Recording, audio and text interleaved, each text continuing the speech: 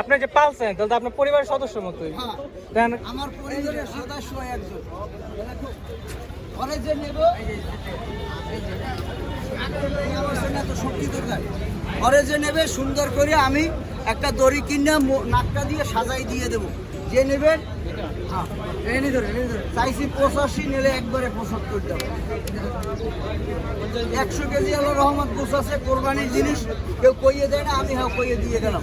আমার নিজের পালা গরু, 2টা গরু আনছি, একটা গরু বিক্রি হয়ে গেছে, এই কুয়াকাটার থেকে লই গেছি। রাখো।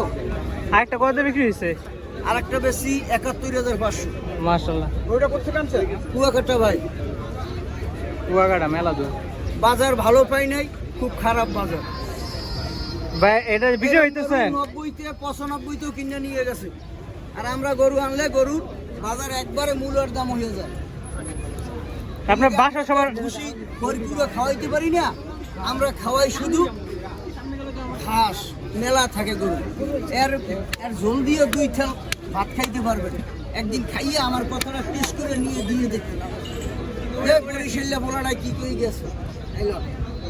আপনি যে বিক্রি করতেছেন আপনার পরিবারের মানে মানুষদের সবার মন খারাপ না এটা?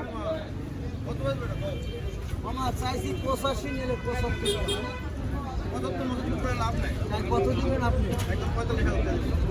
আরে আল্লাহ হলে আমরা ঠগই দিবি না। আরে বাবা খাইছেন আমার হ্যাঁ ডরে লইব।